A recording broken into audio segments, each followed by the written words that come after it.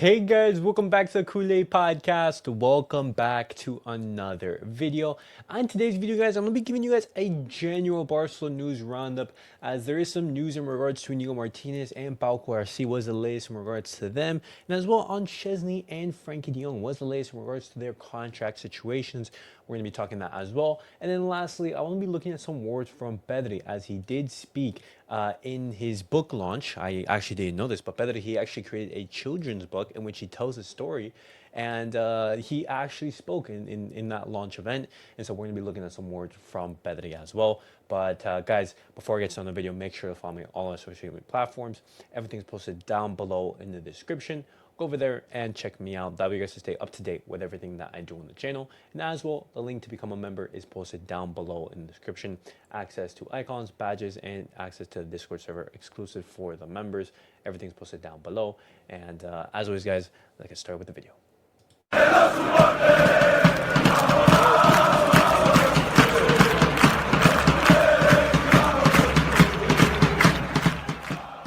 Alright guys, let's get started with the video and let's talk about Szczesny, because as we do know, Szczesny, he's been absolutely great for Barcelona in this, period coming back from retirement. He's been absolutely fantastic, and other than those couple of opening games in which you saw the rustness, you saw him not being 100% match sharpness, and he did make those mistakes which were very, very poor, but Szczesny since then, he's been absolutely fantastic. He's been recovering his best level, and even himself, he said his best level is yet to come.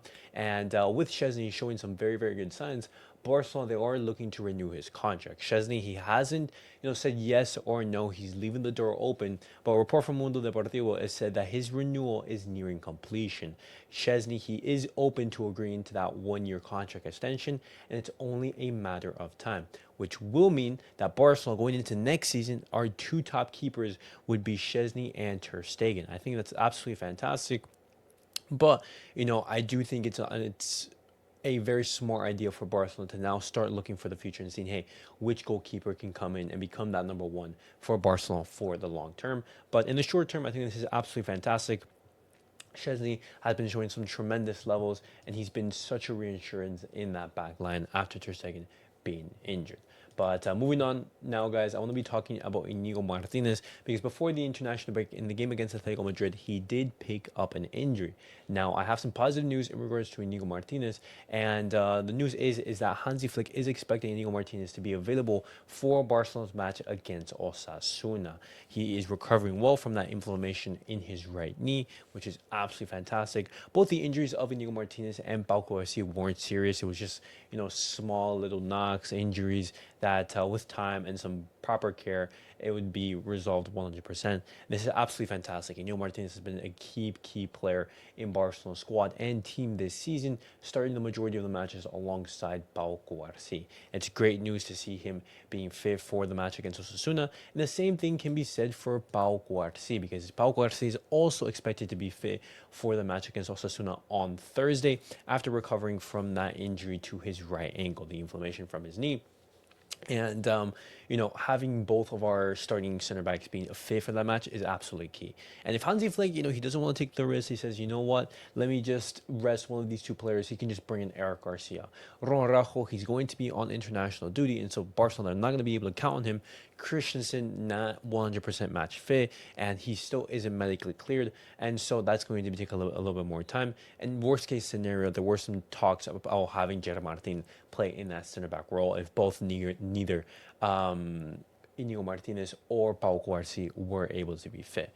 But absolutely good news to see that both of these two players, they are recovering very well. And moving back and talking about contract situations, I want to be talking about FRENKIE de Jong, because FRENKIE de Jong, as we do know, Barcelona, they are looking and discussing with him in order to renew his contract. And right now, the report from Mundo Deportivo says those contracts are underway.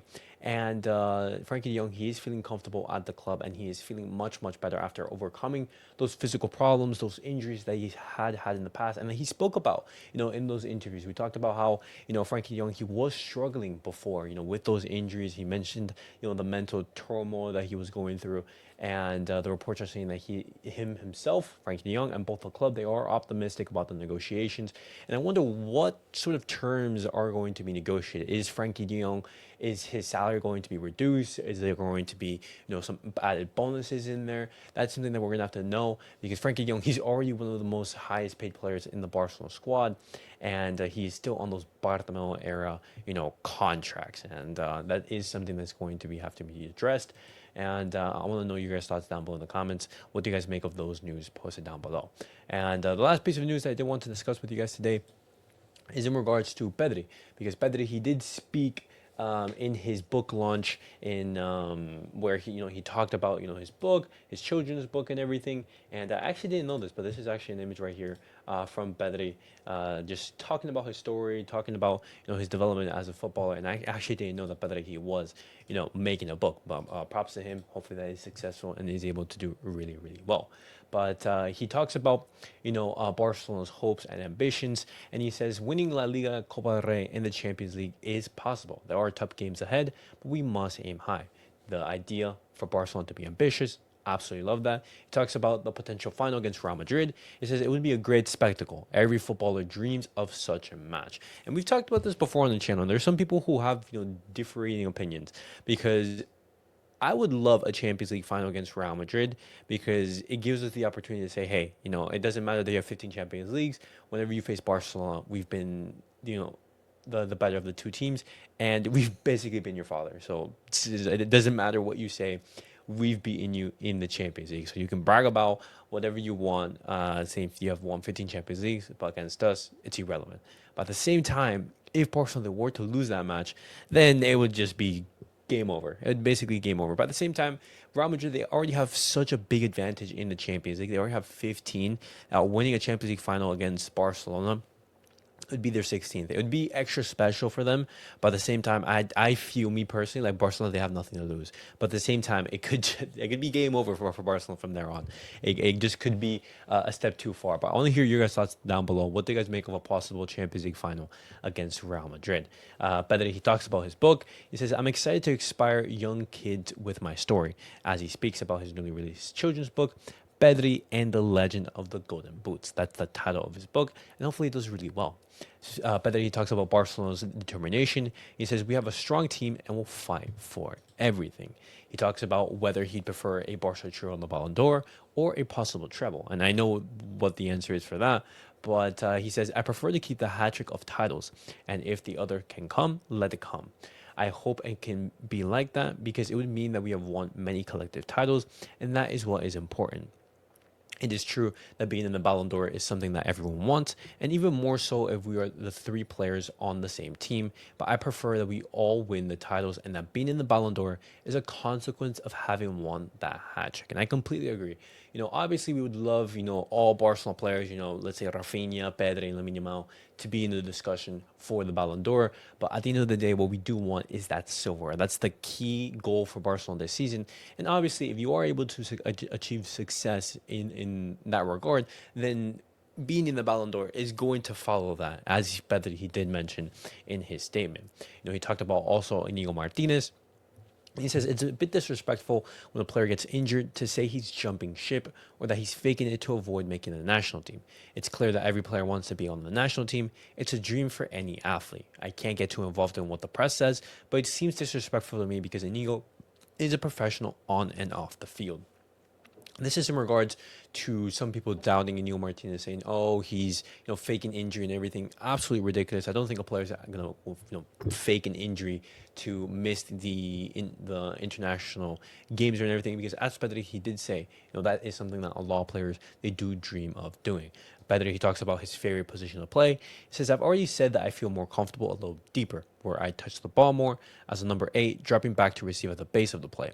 The more I touch the ball, the more comfortable I play. In the national team, the coach asked me to play a little bit higher, and I'm happy to do what he asks of me. And in regards to that, I will say that before I was very adamant in saying that Pedri's best position was in that number 10, just as he can be, the creative outlet for Barcelona.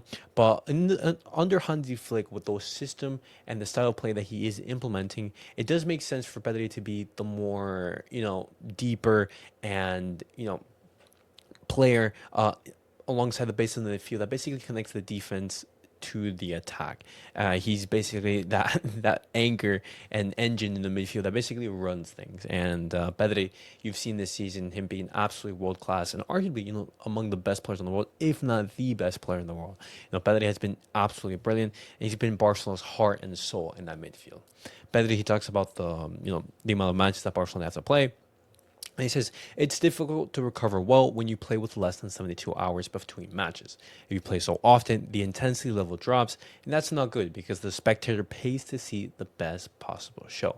And we've mentioned this before time and time again, and not only me, but multiple people across the world of football. They've basically been discussing that, how Barcelona and basically every single footballer is playing so many matches, and the schedule is being so tightly congested that it just makes things horrendous for the athletes. I understand that they're being paid fantastically well, but that doesn't mean that you can just have them play 70, 80 matches per season. That's just not realistic. They are humans at the end of the day. And talking about that, he talked about eliminating extra time in certain matches. For example, in the extra time in the Nations League, which is a glorified friendly tournament, basically. And I think eliminating extra time in those matches makes clear sense. Just go to penalties if it's tied between the 90. No reason why to put even extra minutes on these players' legs, especially when it's a tournament that lacks the prestige like the Nations League. But he says it would be a good solution to eliminate extra time matches in matches like yesterday. However, for me personally, the truth is that it's better to play a lot than to stop.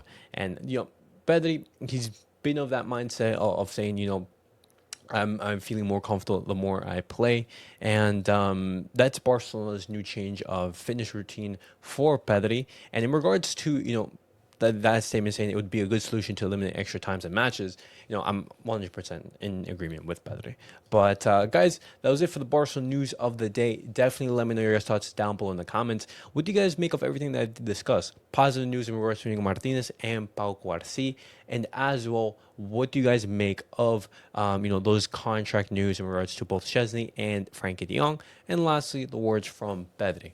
Barcelona and him are ambitions and are hopeful for what the season can bring us. But as always, guys, make sure to like, subscribe, and comment. And I'll see you guys all in the next video. Peace out, guys.